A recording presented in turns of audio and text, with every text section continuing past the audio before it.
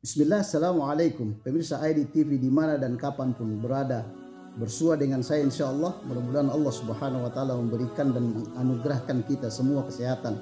Sehingga kita bisa terus menggali, kita terus belajar bagaimana Allah subhanahu wa ta'ala, bagaimana ulama-ulama kita dalam memberikan istimbatul ahkam terhadap teks-teks syar'i, Al-Quran dan hadis yang disampaikan oleh Sayyidina Rasulullah Sallallahu Alaihi Wasallam. Kesempatan ini, insya Allah saya akan share suatu perkara, suatu kisah yang bisa jadi memberikan kita istinari bahwa ternyata begitu ulama-ulama kita dalam memberikan suatu justifikasi hukum dalam suatu perkara yang terjadi atau yang dilakukan oleh umat Sayyidina Rasulullah Sallallahu Alaihi Wasallam.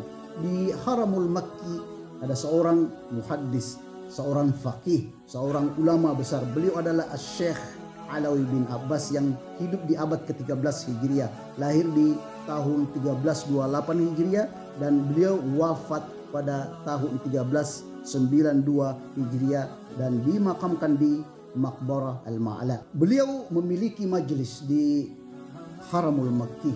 Di samping beliau ada majelis yang dikelola oleh Syekh Abdurrahman bin Sa'ad. Pada waktu itu di Makkah Al-Mukarramah, di Haramul Makki, turun hujan yang lebat.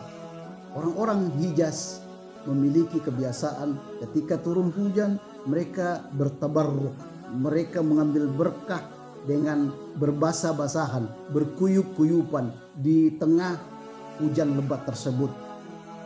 Orang-orang Badui tiba-tiba datang, kemudian mengatakan kepada orang-orang Hijaz yang bermandi-mandi air hujan tersebut, mengatakan, musyrikun, syirk.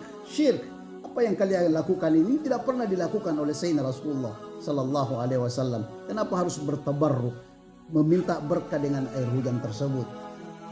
Orang-orang Hijaz kemudian ini mendatangi Syekh Alawi bin Abbas, kemudian menanyakan perkara tersebut, apakah perkara yang mereka lakukan termasuk syirik, mensyirikatkan Allah subhanahu wa ta'ala. Apa kata Sayyidina Alawi? Beliau mengatakan bahwa tidakkah kalian mengingat ayat Allah subhanahu wa ta'ala yang mengatakan wa nazzalna minas samai ma'an mubaraka, dan kami turunkan dari langit ma'an mubaraka, air yang memiliki keberkahan, air yang bisa kita bertabarruk dengan air tersebut sehingga Allah subhanahu wa ta'ala menurunkan keberkahannya melalui media air tersebut. Kemudian orang Hijaz ini kembali ke pelataran Masjidil Haram dan main hujan-hujanan, bertabarruk dengan air hujan tersebut. Orang Badui kemudian berteriak lagi mengatakan musyrik, syirik, jangan lakukan hal tersebut. Kemudian beliau mengatakan, orang-orang Hijaz ini mengatakan bahwa kami mendapatkan ijazah, kami mendapatkan fatwa kebolehan untuk melakukan tabarruk ini. Orang-orang Badui kemudian mendatangi Syekh Abdurrahman bin Sa'ad, seorang mufassir di Masjid Al-Haram pada waktu itu. Kemudian dari laporan orang-orang Badui, Syekh Abdurrahman kemudian mendatangi Syekh Alawi dan menanyakan, apakah antum yang mengatakan bahwa dari air hujan itu ada satu keberkahan, apa yang dilakukan oleh orang-orang Hijaz itu mereka akan mendapatkan satu keberkahan. Syekh Alawi bin Abbas Al-Maliki mengatakan bahwa bahkan mereka akan mendapatkan dua keberkahan. Pertama, tidakkah kita ingat bahwa Allah subhanahu wa ta'ala berfirman wanazzalna minas sama'i ma'an mubaraka. Kemudian ada ayat Allah subhanahu wa ta'ala yang mengatakan bahwa inna awwala baitin wudi'a linnasi lalladzi bi Bakkata mubaraka. Berkah tempatnya, berkah sekeliling Ka'bah tersebut, mendapatkan keberkahan dari air hujan dan juga mendapatkan keberkahan karena tempat tersebut. Inna awwala baitin wudi'a linnasi lalladzi bi Bakkata mubaraka. Begini ulama-ulama kita dalam melakukan istimbatul ahkam.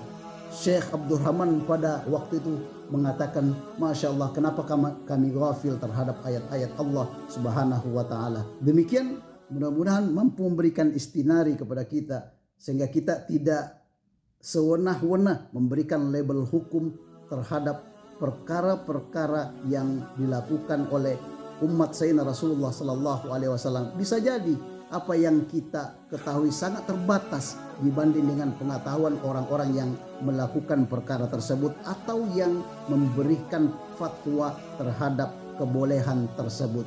Akhirul kalam, minallahil musta'an wa ilaihi tiklan. Wassalamualaikum warahmatullahi taala wabarakatuh.